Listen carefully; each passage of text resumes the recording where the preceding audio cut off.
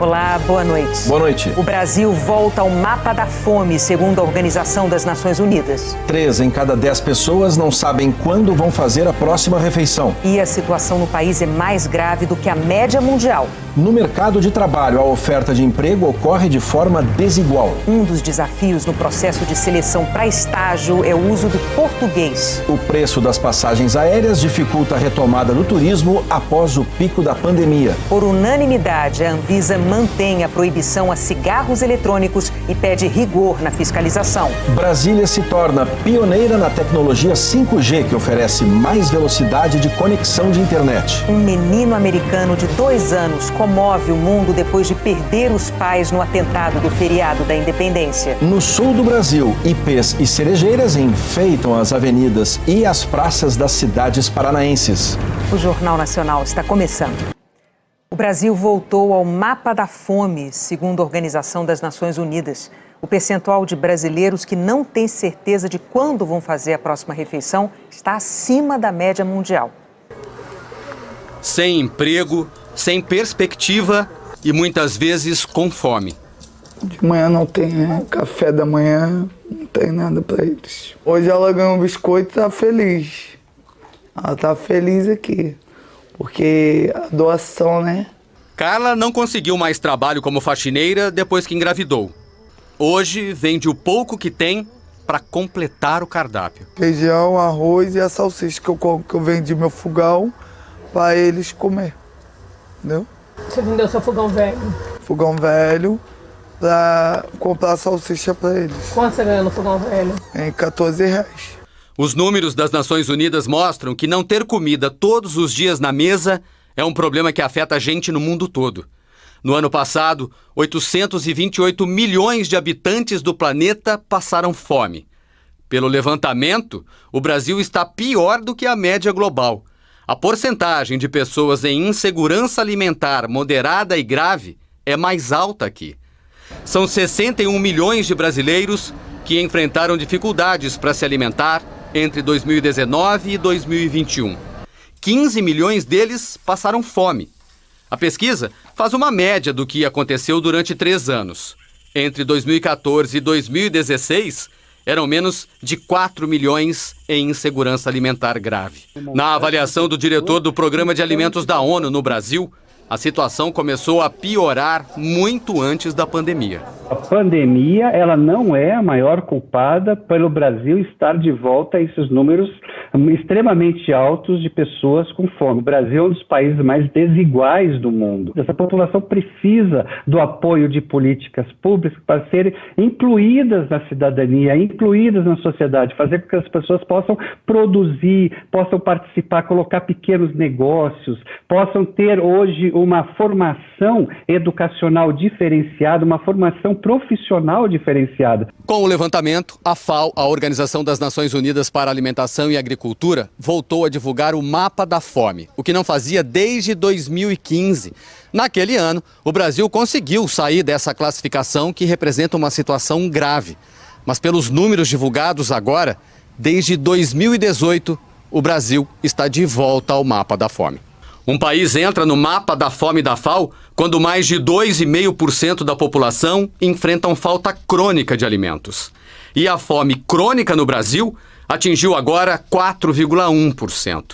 O representante da FAO aqui no país diz que é preciso que o governo invista em políticas que tragam soluções permanentes no combate à fome. A fome é uma tarefa de todos, mas também temos que gerar um esquema de diminuir riscos. Sim? Como?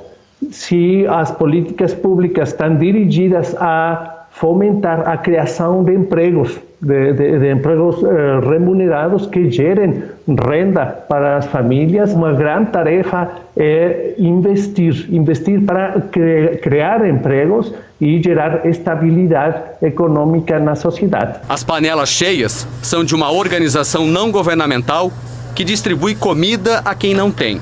Osmar é auxiliar de cozinha. Quis trabalhar aqui para ajudar quem passa hoje pelo que ele viveu a infância toda. Mas ele sabe que só com solidariedade não se resolve o problema da fome no Brasil. Dói passar por isso, assim, ter passado, né? E por mais que eu ajude bastante pessoas aqui, a gente vê esse número, a gente sente aquela dor lá. Para o nosso país, eu acho que é preciso olhar com um olhar mais atencioso para esse lado. Ninguém deveria passar fome, de forma alguma. E no mercado de trabalho, a recuperação do emprego ocorre de forma desigual pelo Brasil. No Brasil do Jean, profissional qualificado não fica parado e escolhe onde trabalhar. Eu recebi o convite de vir para cá, foi bem legal o convite, a proposta foi legal, eu não pensei duas vezes, aceitei e estou muito feliz aqui, está bem legal.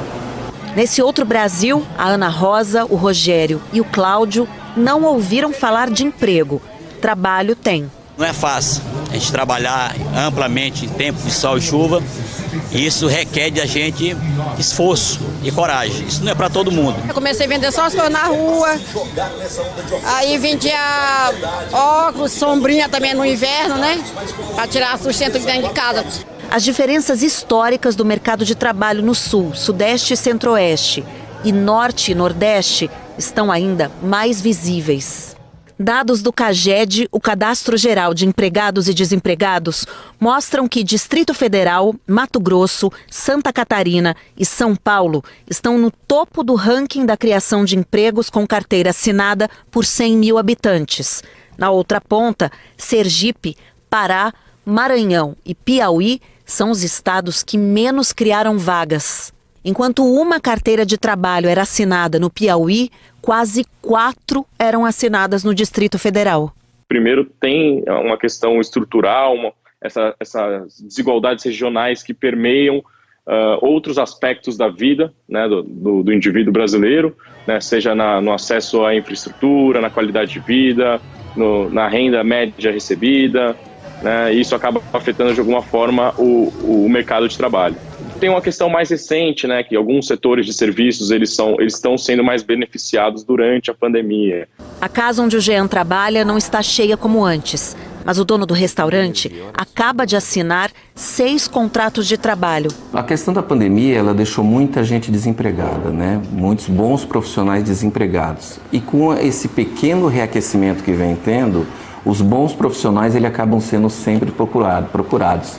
Às vezes você fazer uma oferta muito baixa, você corre o risco dele ficar pouco tempo com você e amanhã ele está saindo daqui, usar você como uma escala para ir para um outro lugar, né? E não é o que a gente quer. As realidades dos mercados de trabalho são frutos de economias bem diferentes.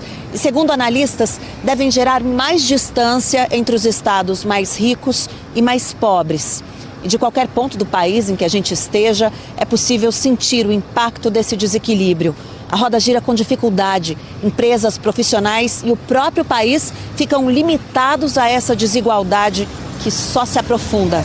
Um país com menos desigualdade, com menos diferenças sociais, é um país que cresce mais, é um país que responde melhor a crises, a choques, tem uma dinâmica de recuperação mais rápida e o Brasil ganharia muito com isso. Infelizmente, essas diferenças, elas atrapalham não só os estados menos favorecidos, enfim, os estados mais pobres do Brasil, como os outros estados também. Se parecer uma oportunidade boa de carteira assinada, a gente não pensa duas vezes, a gente pega esse serviço. E para quem tenta uma vaga de estágio, o desafio está também no domínio do próprio idioma. Vaga tem, mas o Guilherme não está conseguindo encontrar estagiários qualificados para contratar na multinacional fabricante de autopeças em que trabalha, no ABC Paulista. A cada 10 candidatos que ele entrevista, 5 não passam num teste fundamental, o de português. Nos últimos anos a gente vem percebendo que está piorando um pouquinho. Tem essa parte da escrita, tem a parte do entendimento mesmo do candidato, onde ele não entende o que está sendo proposto ali na atividade, e tem os erros ortográficos também. Muitos jovens têm tropeçado nesta disciplina nas seleções de emprego. É o que mostra uma pesquisa do Núcleo Brasileiro de Estágios, responsável pela aplicação de provas para mais de 14 mil empresas em todo o país. Ortografia, gramática e interpretação de texto. Todo esse conteúdo caiu nos testes e o nível das perguntas foi compatível com o que se aprende no ensino médio e que os mais de 59 mil candidatos do país já tiveram na escola. Só que a maioria não passou na prova. Mais de 49.900 estudantes foram desclassificados, justamente por causa da nota de português. Os alunos do ensino médio tiveram o pior desempenho. 89% não passaram nas provas. Entre os universitários, os mais reprovados foram os dos cursos de Direito, Letras e Administração. A prova é a mesma já tem alguns anos. Antes, em 2019, a última pesquisa que nós fizemos, nós tínhamos um índice de desclassificação em torno de 50%. E aí agora, na última pesquisa de 2021, esse índice subiu, né, de uma maneira muito drástica. Então, nós imaginamos que tem a relação com a situação da pandemia. A Paula é gerente comercial de uma empresa de softwares de assinatura eletrônica e diminuiu a exigência da prova de português. Mesmo assim, ela não conseguiu contratar todos os estagiários de que precisa. E isso afeta o desenvolvimento de outras áreas da empresa. Eu levo mais tempo para crescer, né, para atingir metas que a gente esperava. A gente imaginava ter formados já dentro da nossa equipe pelo menos 30 pessoas. E eu não consegui formar essas 30 pessoas ainda. O diretor da ONG Todos pela Educação diz que a pandemia prejudicou o nível de aprendizagem dos estudantes e que agora o poder público precisa investir ainda mais nessa área para recuperar a defasagem escolar. Não há país desenvolvido, justo, próspero, sem educação de qualidade. E aí a educação de qualidade para todos. A gente tem que entender de uma vez por todas que qualidade para poucos não é qualidade. Um relatório aprovado hoje pela Comissão de Educação da Câmara mostra que o governo federal foi omisso nas ações para reduzir os impactos negativos da pandemia na educação. Escolas fechadas, aulas online, alunos sem internet, sem conseguir ter acesso às lições. A Comissão Externa de Educação da Câmara analisou as ações do governo federal para atenuar os efeitos da pandemia na educação básica e concluiu que o Ministério da Educação teve um desempenho precário e falhou na coordenação de políticas educacionais, deixando estados e municípios desamparados. O relatório diz que o MEC tem se mostrado não só tímido, como omisso, e afirma que o cenário é muito crítico e de alerta em relação à educação em nosso país. Os efeitos do período da pandemia na educação foram drásticos. Há uma quase completa falta de coordenação da política educacional, que é, em última instância, a principal função do MEC, que é coordenar os entes federativos na execução da política educacional. O relatório divide as ações em 3 pontos e faz críticas à atuação do MEC nos 3. Sobre a recuperação da aprendizagem, os deputados concluíram que essa não foi uma prioridade e ressaltam a baixa adesão de professores e diretores no programa criado para a área. Sobre as ações para evitar o abandono escolar, o relatório diz que o sistema Presença, criado para checar as condições de educação do aluno e garantir acesso ao Auxílio Brasil, não está funcionando e, portanto, não serviu como controle de frequência nem de apoio à busca ativa para levar os alunos de volta às escolas. Sobre a avaliação da saúde mental nas escolas, afirma que não há um diagnóstico da situação nem entre professores, nem entre estudantes da educação básica e ressalta que apenas 6,5% das escolas públicas de todo o país contam com psicólogos. O relatório mostra ainda que desde 2019 o Ministério da Educação não tem sido uma prioridade para o governo. Tem tido os maiores bloqueios e cortes de orçamento na esplanada dos ministérios. No orçamento deste ano foram vetados quase 740 milhões de reais. A conclusão dos deputados será entregue ao Ministério da Educação e ao presidente da Câmara, Arthur Lira, do Progressistas, com recomendações e um alerta. Se o aluno que não conclui a educação básica vive 3 anos a menos. tem mais chance de se envolver com a criminalidade, tem mais chance de adquirir uma doença grave, de ter um emprego precário, de ter uma vida infeliz. Então é sobre isso que a gente está falando. Uma geração inteira que ficou muito pior, que vai ter uma vida muito pior porque lhe foi negado o direito à educação.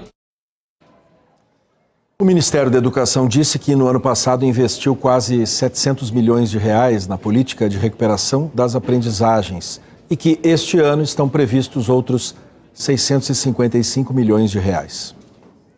A ministra do Supremo Tribunal Federal, Carmen Lúcia, enviou à Procuradoria-Geral da República as suspeitas de que o presidente Jair Bolsonaro interferiu na investigação do escândalo de corrupção no Ministério da Educação. A PGR precisa avaliar se há elementos para abrir uma investigação contra Bolsonaro. Segundo a Polícia Federal e o Ministério Público Federal, há indícios de que o presidente da República teria alertado o ex-ministro Milton Ribeiro sobre uma operação que resultou na prisão de Ribeiro. A operação apura se pastores distribuíram recursos do MEC irregularmente. O Tribunal de Contas da União abriu apuração sobre a proposta de emenda constitucional que amplia benefícios sociais temporariamente às vésperas da eleição.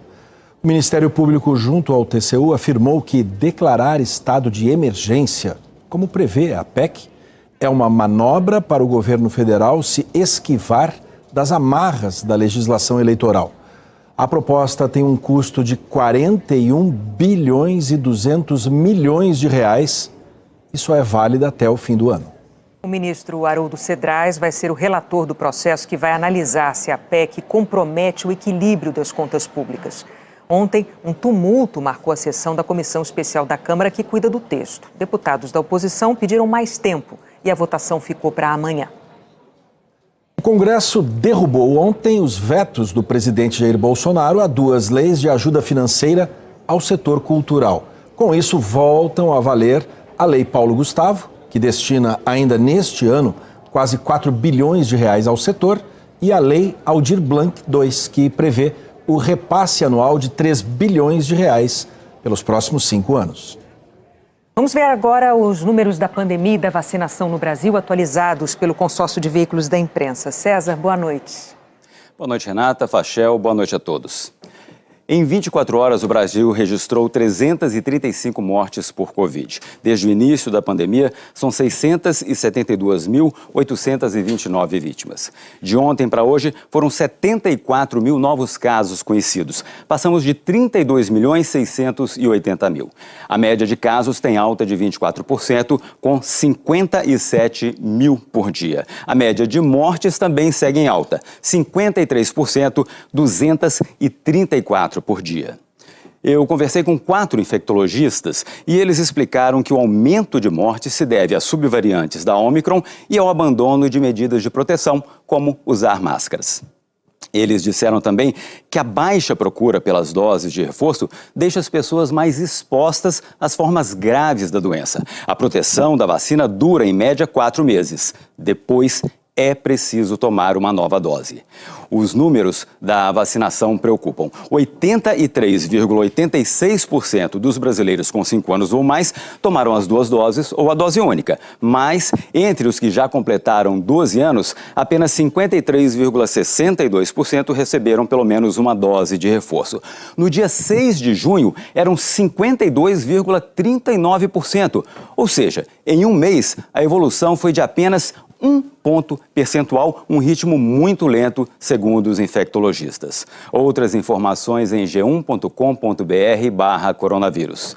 Fachel, Renata. Importante tomar a dose de reforço, né? Obrigada, César. Até amanhã. Boa noite. E a Anvisa manteve a proibição do cigarro eletrônico no Brasil e defendeu a fiscalização rígida do comércio ilegal. Analisar o relatório técnico sobre os impactos à saúde, a toxicidade e o que dizem as organizações internacionais, a decisão foi unânime. Fica mantida a proibição, importação e propaganda dos dispositivos eletrônicos, em vigor desde 2009. Incluiu ainda que precisa melhorar e vai intensificar a fiscalização para combater a oferta e o consumo. Sabemos sim que existem contrabandos, descaminhos, falsificação de produtos que possivelmente contribuem para a piora de efeitos adversos do uso do produto em pauta. Mas isso não pode justificar jamais uma conclusão deliberativa da Anvisa sobre qualquer produto, seja pela potencial perda tributária, seja pela possibilidade desleal de acerto e harmonização comercial do produto. Resguardar a saúde com segurança é o que deve fundamentar qualquer decisão. Os cigarros eletrônicos foram pensados inicialmente como uma forma de ajudar as pessoas a largar o vício do cigarro comum, o que nunca foi comprovado por pesquisas científicas. Existem vários formatos e tamanhos. É um dispositivo acionado por bateria que esquenta um líquido com várias substâncias químicas, incluindo a nicotina, que é viciante. O comércio ilegal corre solto e tem atraído principalmente jovens. O Distrito Federal lidera o ranking nacional na proporção de adolescentes entre 13 e 17 anos que consomem o produto de forma ilegal. Quase 31% já experimentaram o cigarro eletrônico. Afeta o desenvolvimento do sistema nervoso central justamente nessa fase ainda de desenvolvimento e, além disso, traz consequências, sobretudo, sobre os sistemas respiratório e circulatório. Os estudos vêm mostrando que os cigarros eletrônicos, eles tornam o indivíduo que faz uso muito mais suscetível a experimentar um cigarro tradicional e a se tornar um usuário. Um produto que pode provocar várias doenças, especialmente nas cardiovasculares, respiratórias e câncer. Já foram identificados até o momento cerca de 80 substâncias nos aerosóis, sendo muitas delas tóxicas e cancerígenas, como, por exemplo, propilenoglicol, glicerol, acetonas, acroleína, formaldeído, metais pesados. Na reunião de hoje, a Anvisa ouviu o alerta de entidades médicas e científicas sobre o tema. Eu acho que nós estamos criando já, não é que vamos criar no futuro, estamos criando já uma legião de crianças e adolescentes dependentes de nicotina.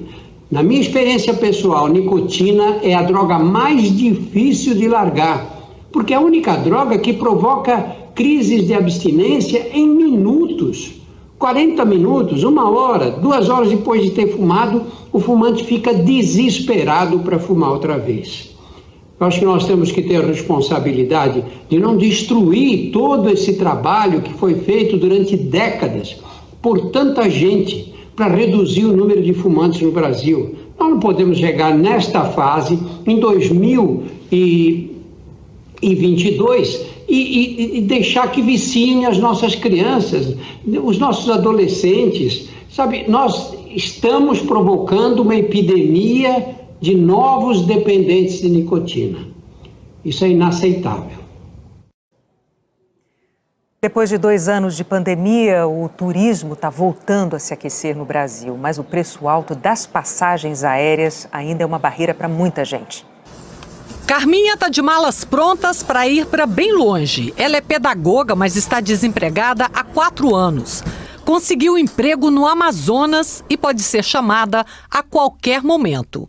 O problema é o preço da passagem de avião do Rio até Manaus. A cada pesquisa fica mais cara. Eu estou pesquisando já tem uns 15 dias e sempre as passagens estão aumentando. Eu já encontrei passagem daqui para Manaus até de 2.500. Não é absurdo só para Carminha. De acordo com o IBGE, as passagens aéreas subiram 88% nos últimos 12 meses. Ficou difícil para o consumidor embarcar nessa viagem.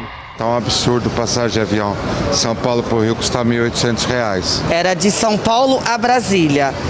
Em média de R$ 800 só a ida. Somente a ida.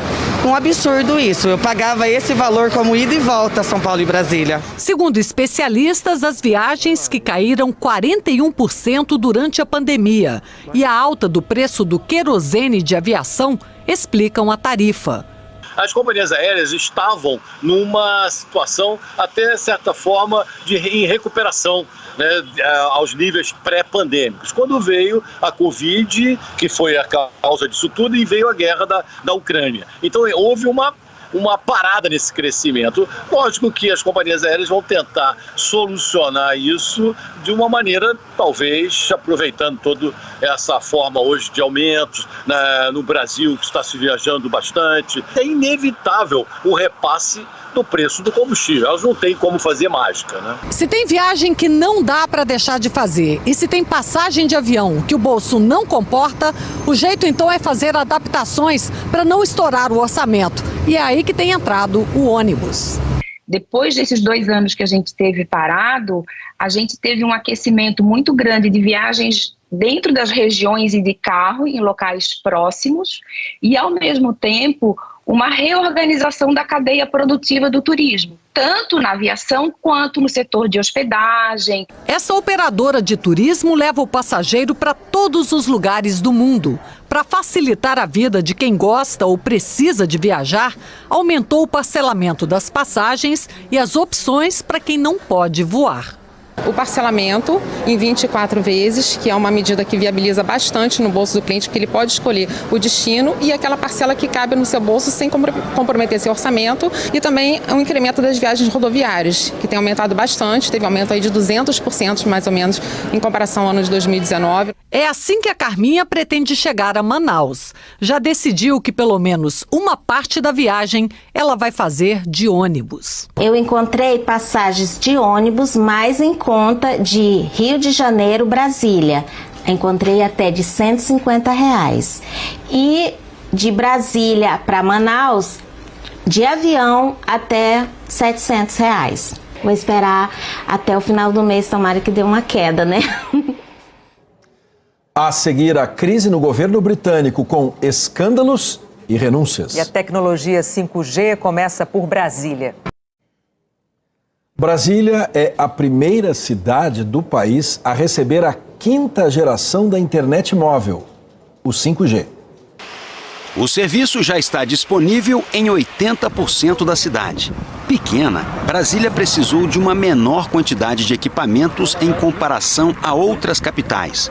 As empresas instalaram em Brasília 300 antenas como essas para receber o sinal 5G. A tecnologia é a 5ª geração de internet móvel. Tem tempo de resposta mais imediato e é mais estável que a 4G. Segundo a Agência Nacional de Telecomunicações, o 5G pode ser até 100 vezes mais rápido, a depender da qualidade da conexão. Em um exemplo prático, o tempo médio para baixar um filme pela tecnologia 4G é de quase 36 minutos. No 5G é de 21 segundos. O tempo de conexão entre dispositivos no 4G é de 50 a 70 milésimos de segundo. No 5G, de 1 a 5. O 5G vai reduzir o intervalo entre o momento em que se pressiona um comando e o efeito na tela de quem joga games no celular. A exibição de filmes e programas será mais estável. As videochamadas ficam mais claras e menos irregulares. Essa empresa de investimento, que tem 14 escritórios espalhados pelo país, já sentiu a diferença hoje no primeiro dia de uso do 5G em Brasília. A estabilidade é muito maior, então a gente que trabalha com o mercado e precisa de mandar ordens de compra, venda, horários específicos, os sistemas provavelmente não vão cair mais, né? A estabilidade do 5G é muito maior. Outro benefício do 5G é otimizar a conexão para ampliar o uso de equipamentos inteligentes em casa. Com isso, é possível automatizar o funcionamento de aparelhos e trazer facilidade no dia a dia. Por exemplo, programar à distância o ar-condicionado minutos antes de chegar em casa, enquanto o forno é acionado para esquentar a comida. As luzes podem ser ligadas automaticamente assim que a porta de casa for aberta ou a TV ao entrar no quarto. O 5G ainda pode tornar as chamadas cidades inteligentes automatizadas em realidade. Uma das aplicações já em teste em várias partes do mundo são os carros, ônibus e caminhões autônomos, sem motorista. A chamada Indústria 4.0 também deve avançar, com a automatização da linha de produção das empresas. A telemedicina vai se beneficiar do 5G. Cirurgias feitas remotamente podem se tornar uma realidade mais próxima, com a conexão mais rápida e confiável. No Brasil, o 5G vai funcionar em aparelhos mais novos. Até o momento, 67 modelos de celulares compatíveis foram homologados pela Anatel. Quem já tem um celular com a tecnologia não precisa mudar o chip. São Paulo, Belo Horizonte, Porto Alegre e João Pessoa são as próximas capitais a receber o 5G. A polícia de São Paulo prendeu integrantes de uma quadrilha que promovia leilões falsos de carro pela internet. Os veículos de luxo foram parar no pátio da delegacia em São Bernardo do Campo, no ABC. Dentro de um deles, havia réplicas de armas. Os investigadores vistoriaram 43 endereços. Polícia, abre a porta! Prenderam 7 das 8 pessoas procuradas e apreenderam relógios caros, uma máquina para contar o dinheiro e $25 mil. Todo o patrimônio, segundo a polícia, obtido com falsos leilões pela internet. Essas páginas com anúncios de motos e carros seminovos atraíram muita gente. Como é que eu faço para ir aí? Como é que eu faço para dar o lance? Eu entrei no site de leilão e eu me interessei pelo veículo. Eu gostaria de saber como funciona direito, onde retira esse veículo, qual lugar. Nenhum contato direto. Os golpistas só atendiam os interessados por troca de mensagens e pediam pagamento via transferência bancária.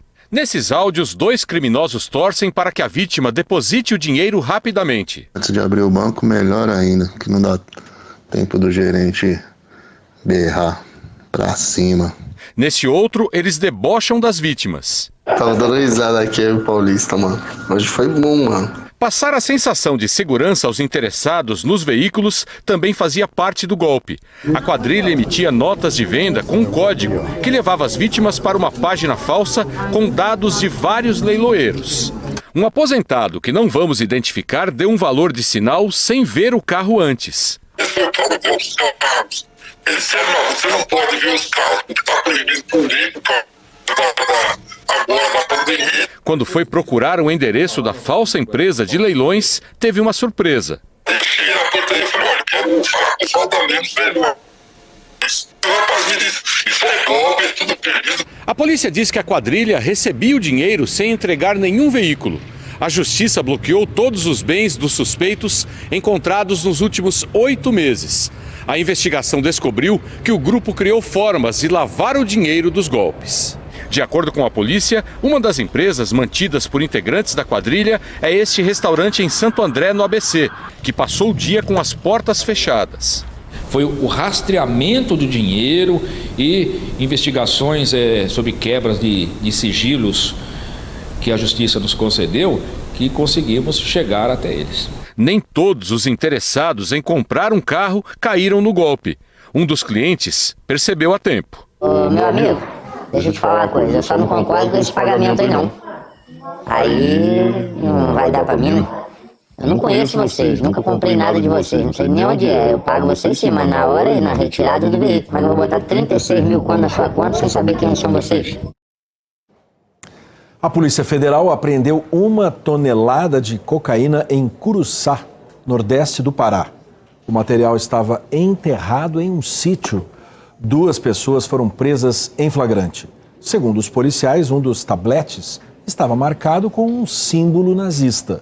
Os policiais acreditam que a droga provavelmente seria enviada ao exterior.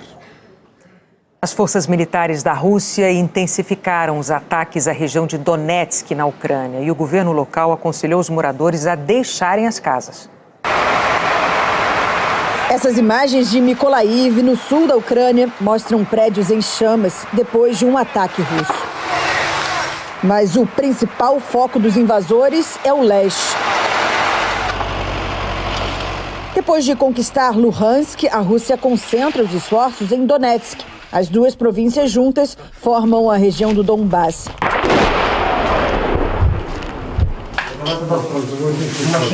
Em Sloviansk, a Svetlana contou que o marido estava procurando proteção quando foi atingido.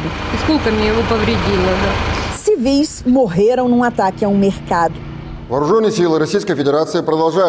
Ministério da Defesa da Rússia disse que usou armas de alta precisão para eliminar apenas ameaças militares e afirmou ainda que destruiu 2 sistemas de lançamento de foguetes de fabricação americana e depósitos de munição.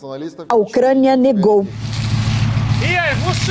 Diante do cenário cada vez mais tenso, o governador da região pediu que 350 mil habitantes deixem suas casas para se salvar. O fluxo de moradores deixando Donetsk pode fazer a Ucrânia bater mais uma triste marca. Aqui em Genebra, a Agência das Nações Unidas para Refugiados informou que o número de pessoas que cruzaram as fronteiras para fugir da guerra se aproxima dos 9 milhões. No início do conflito, a ONU previa menos da metade. O presidente dos Estados Unidos, Joe Biden, disse hoje que está fazendo de tudo para conseguir a libertação da jogadora americana de basquete Brittney Griner o mais rapidamente possível.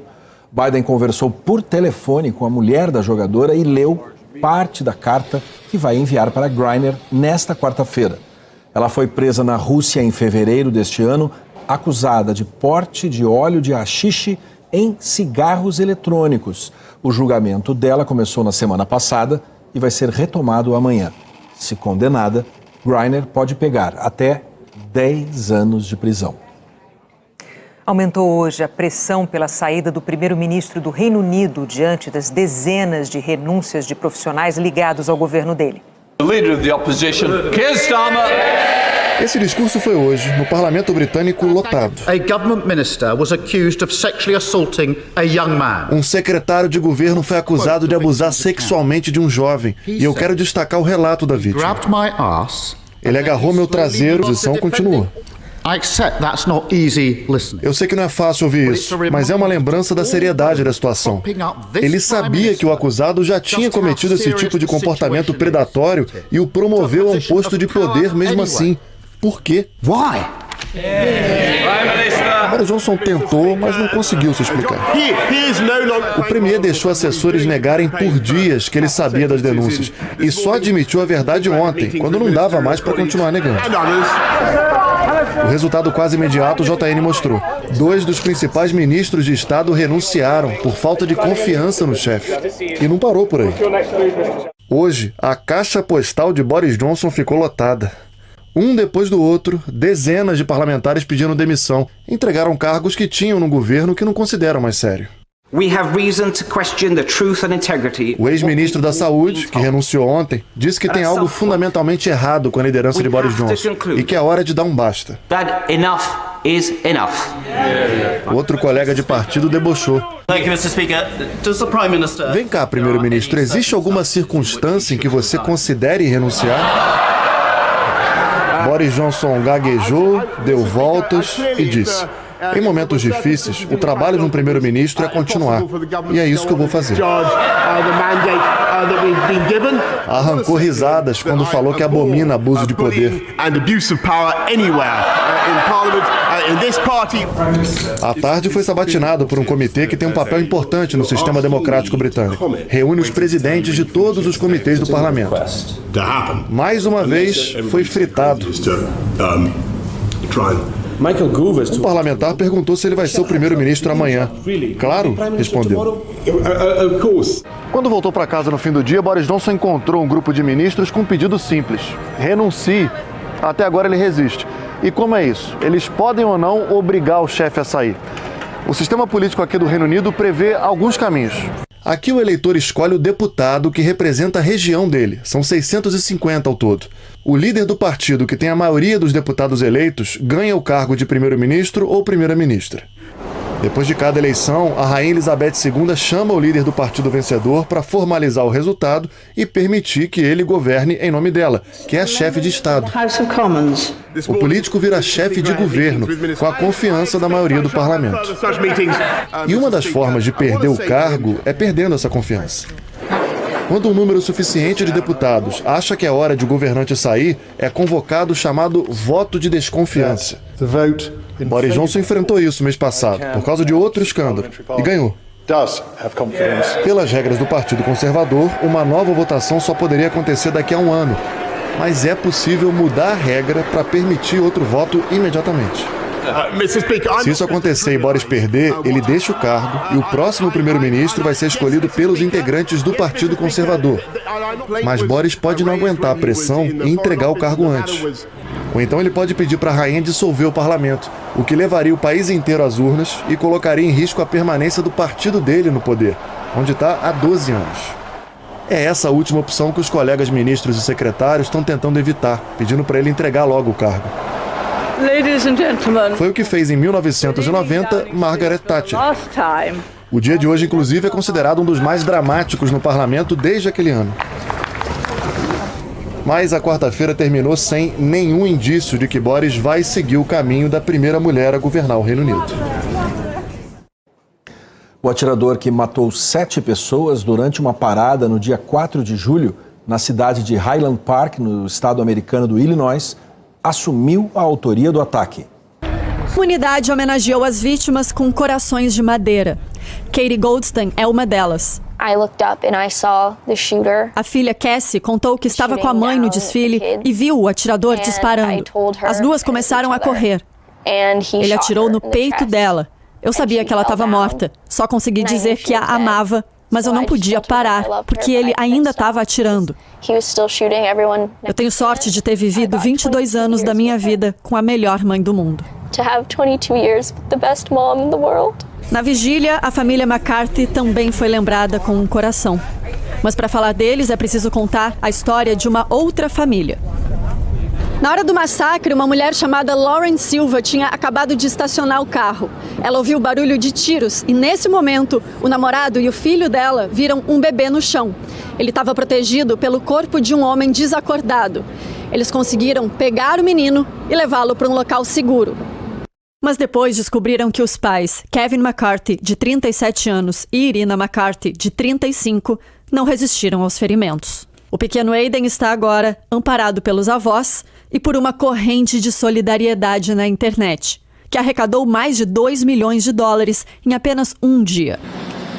Enquanto a comunidade tenta se reerguer, a investigação avança. Autoridades disseram que o atirador pensou em fazer um segundo ataque. Ele ainda tinha 60 balas no fuzil que carregava no carro. Mais cedo, da prisão, ele se apresentou à justiça por videoconferência. Ontem, ele recebeu 7 acusações de homicídio doloso, quando há intenção de matar. Hoje, o procurador explicou que ele pode responder por outras dezenas de crimes. Para cada indivíduo ferido, ele pode ser acusado de tentativa de homicídio. Todas as acusações devem ser apresentadas no final de julho. A seguir, a chuva no Nordeste. E as árvores que enchem de couro o inverno no Paraná. A seleção brasileira de vôlei venceu a da Alemanha pela Liga das Nações por 3-1. Esse foi o jogo de estreia da seleção na terceira fase do campeonato. Está sendo disputada no Japão. O próximo desafio é contra a equipe do Canadá, amanhã às 6 da manhã, com transmissão do Sport TV 2. Um motorista perdeu o controle do carro e atingiu 5 pessoas numa plataforma da rodoviária de Brasília. Com o impacto, uma mulher foi arremessada de uma altura de 9 metros e morreu na hora. Um bebê de 5 meses e outros 3 adultos também foram atingidos. A mulher do motorista disse que ele teve uma convulsão enquanto dirigia. O teste do bafômetro deu negativo e o motorista foi liberado. A polícia vai apurar o caso. A chuva diminuiu em Alagoas. Muitos moradores começaram a voltar para casa. Ainda tem muita lama nas ruas. Ao menos 6 trechos de rodovias estão interditados. 56 municípios alagoanos estão em situação de emergência. Em Pernambuco, equipes de buscas ainda procuram por uma pessoa que desapareceu no município de Catende durante a chuva que caiu forte no fim de semana. Eliana Marques traz mais avisos de temporal para a região Nordeste, não é isso, Eliana? Boa noite. É isso, Renata. Boa noite para você, para o Fachel e para você também. O Nordeste tem aviso de muita chuva e de mar agitado. Ondas de até 2 metros nesse tracejado do Rio Grande do Norte até Sergipe. E risco de temporal na faixa vermelha, que vai do Ceará até Sergipe também. Com grandes volumes em Natal, em João Pessoa e no Recife. Em Maceió e em Fortaleza, menos. Mesmo assim, é muita coisa ter 30 milímetros de chuva em um dia. Vamos falar agora de vento forte. As rajadas vão variar de 50 a 60 quilômetros por hora do norte do estado do Rio de Janeiro até a região dos Lagos e do sudoeste de Mato Grosso até o Rio Grande do Sul. Já nessa área amarela, Tempo firme, com sol e calor à tarde e umidade baixa em muitas regiões. Perto da fronteira com o Uruguai, pancadas de chuva isoladas. A mesma coisa entre a região norte e o norte do Piauí, onde o mapa está verde. Também chove pouco no litoral do Espírito Santo e da Bahia. Salvador, Manaus e Rio Branco são algumas das capitais com pouca chuva. E o ar seco aumenta o risco de fogo, que está alto na área vermelha e também nessa parte aqui mais escura. O calor, a vegetação seca e o vento facilitam a propagação das queimadas, por isso evite colocar fogo. Campo Grande, Cuiabá e Palmas são as capitais que vão ficar mais secas, seguidas de Goiânia e de Brasília, que vão ter calor à tarde, mais frio de manhã. No Sudeste também vai ser assim, e à tarde as temperaturas ficam acima da média do mês, nas 4 capitais da região, principalmente aqui em São Paulo e também no Rio de Janeiro. No Sul, tarde quente em Florianópolis, agradável em Curitiba, mas com mínima de apenas 11 graus, e somente Porto Alegre está com temperatura amena em todo o país, com essa máxima aqui de 23 graus. A gente foi saber até quando vai esse inverno com tardes quentes. Pelo menos até 16 de julho. Nesse primeiro mapa, que mostra a média das máximas até o dia 11, as temperaturas vão subir menos nessas áreas aqui que estão em verde e, mesmo assim, vão variar entre 24 e 27 graus. Onde está laranja e vermelho é onde vai esquentar mais. Nesse mapa, a gente vê que isso acontece principalmente no centro-oeste, em Rondônia e também no Tocantins. É onde as temperaturas vão se aproximar dos 40 graus. Segundo os meteorologistas, o frio de julho talvez nem venha mais até o fim desse mês. Pode ser que fique para os primeiros dias de agosto. A gente vai atualizando, Renata e Fachel. Pois é, pelo menos até agora o inverno está mais quente que o outono, né? Obrigada, Eliana. Exato. Até amanhã. Boa noite, Eliana. Bom, Renata, eu vou até tirar o óculos agora, porque antes de terminar a edição do Jornal Nacional, a gente preparou um refresco para os teus olhos. Olha só. Vamos ver. É um pedacinho do Japão cultivado em terras brasileiras. Trazidas pelos imigrantes, as cerejeiras, ou sakurás, como também são chamadas, se adaptaram bem a algumas regiões do país e, quando florescem, chamam a atenção pela beleza. Elas são muito belas, né? Fica daquela sensação muito boa. Fica bonito, né? Na cidade. Segundo a lenda oriental, no ano em que a florada é exuberante, a lavoura será muito produtiva. Se for assim, essa fazenda vai ter uma super colheita. As 1.100 cerejeiras da família do Carlos estão carregadas. A cerejeira japonesa, mas a muda já é brasileira. Sim, a muda já é do nosso Brasil. E que quando trouxe para cá, ela se adaptou muito bem e deu uma florada assim que nem a gente mesmo esperava, né? Algumas florescem um pouco antes, algumas depois, mas o pico vocês pegaram na hora certa. Um dos melhores anos que a gente teve foi esse ano. Para os japoneses, a cerejeira simboliza amor, esperança, felicidade. E se uma única árvore já é motivo de festa, imagine então uma floresta inteira enfileirada assim. É o nosso clima garantindo esse espetáculo todo. E por aqui, a natureza dá seu show em dose dupla.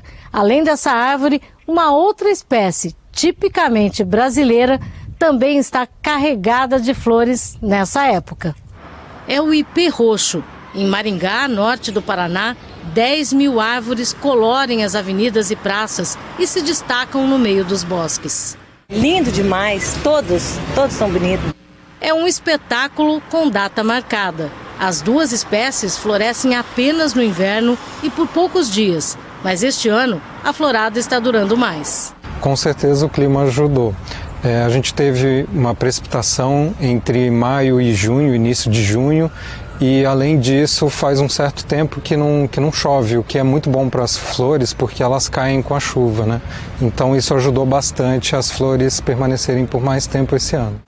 Mesmo tom de rosa, mesma época do ano. Em termos de beleza, as duas estão iguais? As duas estão iguais, não tem essa concorrência, né? Eu acho que Deus nos ofereceu de tudo, né? Na natureza, e tudo é para ser apreciado, né?